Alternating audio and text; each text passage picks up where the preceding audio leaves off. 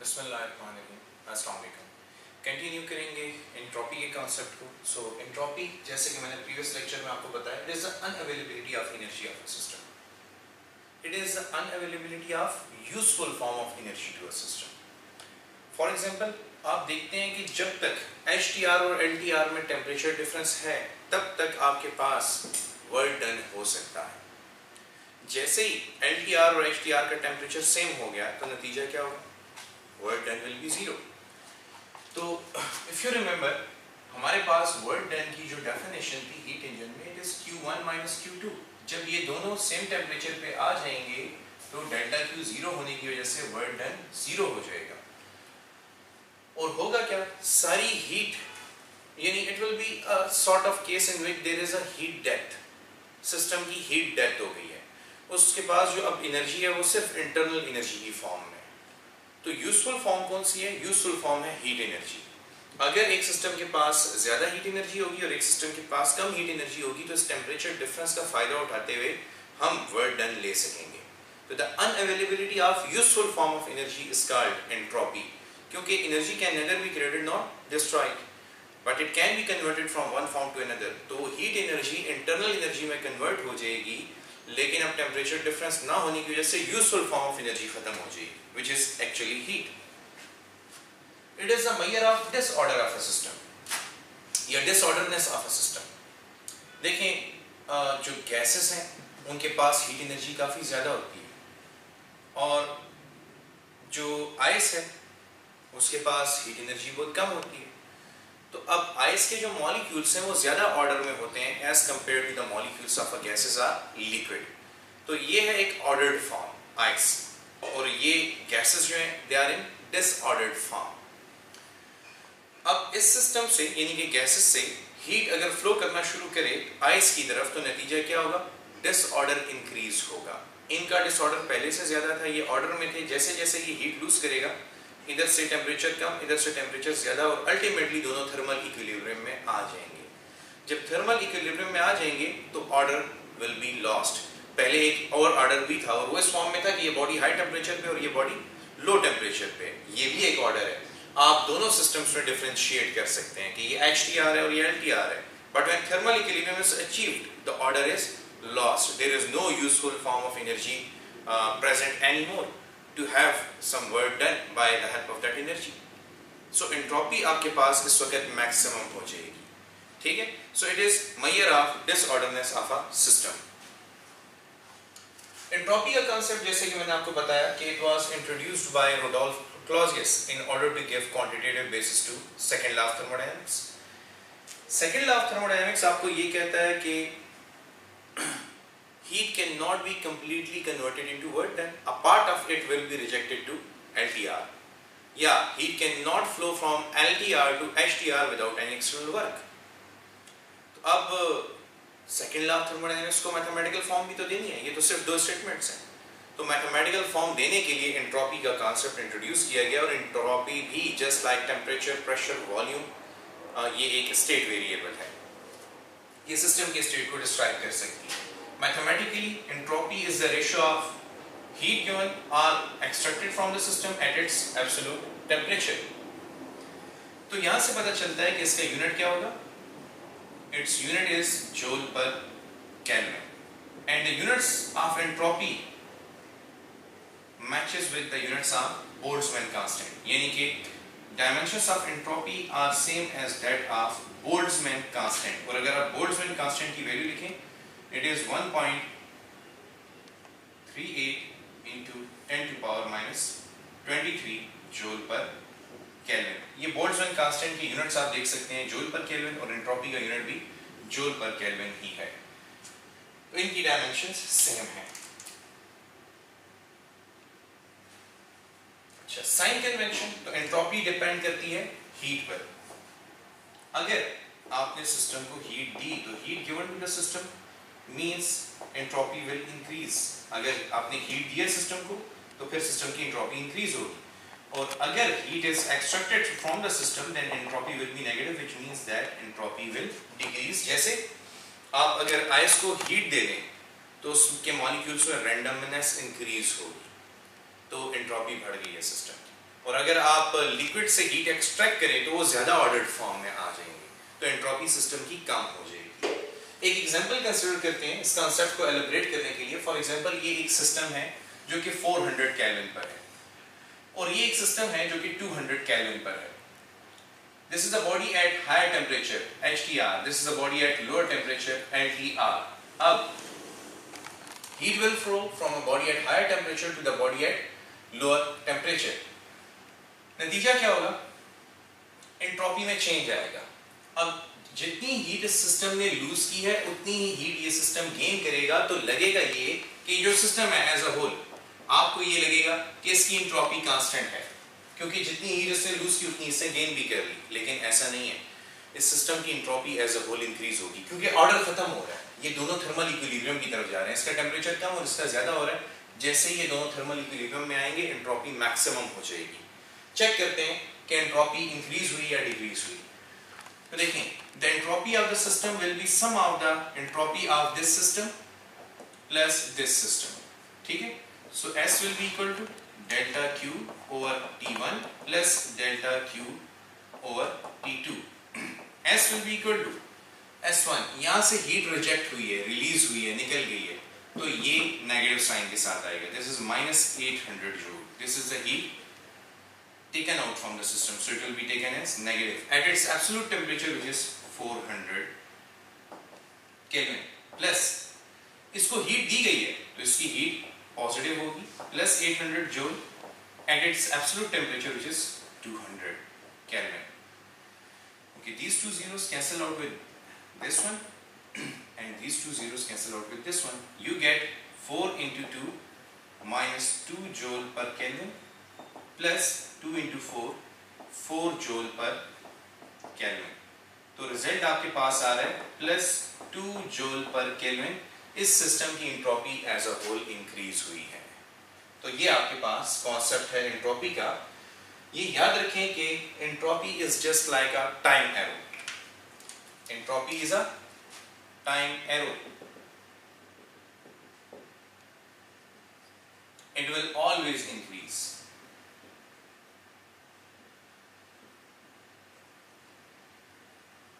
For a process, बल्कि हम ये कहेंगे फॉर एनी नेचुरल प्रोसेस।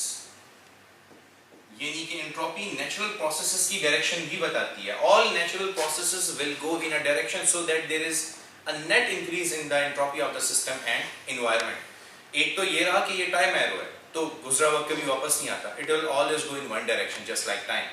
जब भी कोई प्रोसेस होगा हीट फ्लो करेगी तो एंट्रोपी इंक्रीज ही होनी है। जैसे सन से हीट फ्लो करके अर्थ की तरफ आ रही है तो एंट्रोपी इंक्रीज होती चली जा रही है। और यूनिवर्स किस तरफ जा रही है? थर्मल इक्विलिब्रियम की तरफ जा रही है।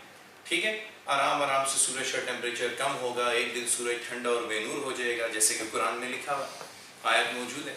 तो होगा क्या, जब फ्यूजन रिएक्शन कंप्लीट हो जाएगा सन के अंदर, there is no more hydrogen gas available, तो उसकी कूलिंग शुरू होगी, वो हीट लूज करेगा टुवर्ड्स द अर्थ और ठंडा होना शुरू हो जाएगा।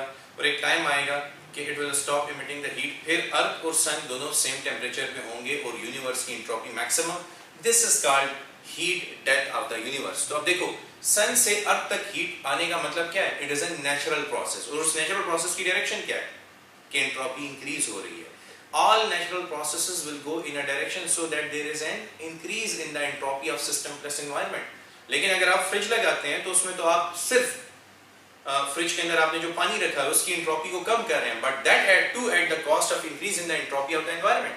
आप जो हीट रिजेक्ट कर रहे हैं उस पानी से लेके एनवायरनमेंट हो, तो वो तो हीट गई, बस अब एनवायरनमेंट से आप कभी वापस नहीं ले सकते। तो once heat that flows from HTR to LTR cannot be taken back without any external work। तो ये क्या हो रहा है? सिस्टम प्लस एनवायरनमेंट की एंट्रोपी हमेशा इंक्रीज की तरफ जा रही है। ज्यादा से ज्यादा क्या हो सकता है कि अगर आप कोई प्रोसेस नहीं करेंगे तो वो कांस्टेंट रहेगी। तो इसका मतलब entropy is a time arrow.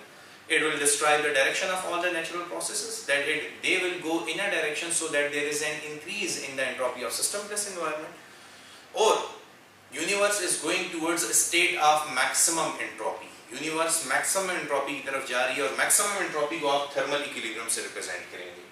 ठीक है, अच्छा, let's have a question on it. What is the change in entropy of water when it is converted from liquid to ice at 0 degree centigrade? Take the mass of water 1 kg. हमें change in entropy find करना है water के लिए जब उसको liquid से ice में convert किया जाए। तो delta is equal to delta Q over T. अब आप लिक्विड को आइस में कन्वर्ट कर रहे हैं तो ऑब्वियसली आप क्या करोगे, हीट एक्सट्रैक्ट करोगे सिस्टम से। अच्छा, कितनी हीट एक्सट्रैक्ट करोगे? तो वो हीट डेल्टा क्यू MHF के बराबर होगी। If you remember the formula from your classes, heat extracted from the system is equal to mass times latent heat of fusion। तो latent heat of fusion water की 336 kilo joule पर KG है। हर एक KG से अगर आप 336 kilo joule energy extract करें तो वो 1 केजी ऑफ वाटर लिक्विड से आइस में कन्वर्ट हो जाएगा डिवाइडेड बाय टी। अब देखें अगेन टेम्परेचर रेशो में आ रहा है, डिनोमिनेटर में आ रहा है, तो उसको केल्विन में लेना होगा। 0 डिग्री सेंटीग्रेड में लेंगे तो anything divided by 0 is infinity. Values put करेंगे 1 KG latent heat of fusion 336 into 10 to power 3 joule, kilo की जगह मैंने यहाँ पे 10 to power 3 पुट कर दिया पर KG at its absolute temperature which is 0 degree centigrade 273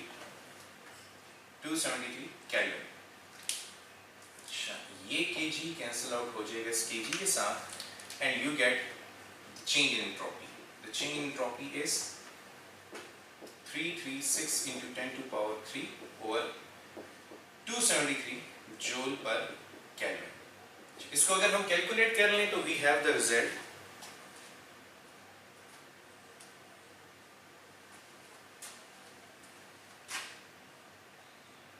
इससे काफी कुछ बड़ी वैल्यू आ जाएगी, तो इसे मैं कैलकुलेट कर लेता हूँ। It is 1230, it is 1231 joule per Kelvin। अच्छा, अब ये एंट्रोपी डिक्रीज हुई है तो यहाँ पे एक साइन हमने ऐड करना होगा। वो कौन सा? क्योंकि हीट एक्सट्रैक्ट की गई है तो heat extracted from the system is taken as negative, तो यहाँ पे एक नेगेटिव साइन ट्रेवल करेगा इक्वेशन में और फाइनली आपके पास delta S is equal to minus 1231 joule per kelvin. ये नेगेटिव साइन क्या बता रहा है कि सिस्टम की एंट्रोपी डिक्रीज हुई है, यानी आइस लिक्विड से आइस में आप गए हैं, वाटर की एंट्रोपी को आपने डिक्रीज किया है, ऑर्डर इंक्रीज किया है आपने, द ऑर्डर इज इंक्रीज्ड। सो जब ऑर्डर बढ़ेगा एंट्रोपी कम होगी तो the change in entropy is negative. लेकिन याद रखो सिस्टम प्लस एनवायरनमेंट की एंट्रोपी इंक्रीज हुई है, यानी जहां पर इसकी एंट्रोपी को डिक्रीज किया गया है, इससे जो हीट एक्सट्रैक्ट की गई है, फॉर एग्जांपल ये फ्रिज में पड़ा हुआ था तो वो हीट एक्सट्रैक्ट करके एनवायरनमेंट को दी है, तो useful form of energy is lost to environment. तो the entropy of the ice plus room is as a whole increase. जैसे कि मैंने आपको यहाँ पे बताया था कि एक एनर्जी लूज करता है दूसरा गेन करता है, लेकिन एज अ होल सिस्टम की एंट्रोपी जो है वो इंक्रीज हो जाती है, सिस्टम प्लस एनवायरनमेंट की एंट्रोपी। यहाँ पर जो सिस्टम है अगर उसकी एंट्रोपी इतनी कम हुई है तो एनवायरनमेंट की एंट्रोपी उतनी ही इंक्रीज हुई होगी। ये नेगेटिव साइन यहाँ पर decrease in the entropy of the water को शो कर रहा है। नेचुरली इस ऑर्डर को शो करने के लिए हमारे पास एक और भी एग्जांपल है। कंसीडर कीजिए कि हमारे पास ये एक जार है और इस जार में हमारे पास बहुत से बॉल्स पड़े हैं इन सम ऑर्डर, और वो ऑर्डर क्या है कि सारे ब्लू बॉल्स बॉटम पर होंगे, सारे रेड बॉल्स सेकेंड लेयर में आ जाएंगे और सारे ब्लैक बॉल्स टॉप लेयर पे होंगे। अब यहाँ पे ऑर्डर है, यहाँ पे ऑर्डर मौजूद है, आप रिकग्नाइज कर सकते हैं ब्लू बॉल्स को बॉटम पे, मिडिल में रेड बॉल्स को और टॉप पर ब्लैक बॉल्स को। This is order now. अब नेचुरल प्रोसेस क्या है, आप जरा इसको एक दफा शेक कर दें। जब आप इसको शेक करेंगे तो ये डिसऑर्डर क्रिएट होगा। जब ये डिसऑर्डर क्रिएट होगा तो आपके पास रेंडमनेस बढ़ जाएगी। अब आप अगर इसको बैठ के सारी उम्र भी शेक करते रहें, you can not get back this order. आप जितना मर्जी चाहो इसके ऊपर वक्त लगा लो, एक दफा ये सिस्टम डिस्टर्ब हो गया इस ऑर्डर से तो दोबारा इस ऑर्डर को आप रिट्रीव नहीं कर सकते, यानी एंट्रोपी हमेशा इंक्रीज ही होनी है, कभी भी डिक्रीज नहीं होनी। इसीलिए हमने ये कॉन्सेप्ट दिए कि एंट्रोपी इज टाइम एरो। ये हमेशा इंक्रीज होगी। नेचुरल प्रोसेसेस की डायरेक्शन बताइए। Natural processes will go in a direction so that there is an increase in the entropy of system and environment.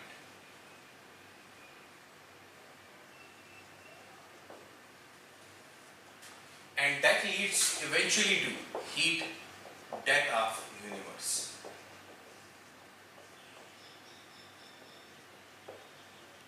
And heat is a useful form of energy, क्योंकि heat एक useful form of energy है, और ultimately जब thermal equilibrium आएगा तो thermal equilibrium में heat death हो जाएगी. No net heat flows when two systems are in thermal equilibrium. तो here we have unavailability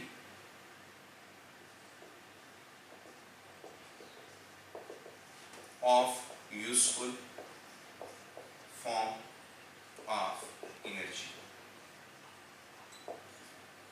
This is it for your chapter 10. Thank you very much.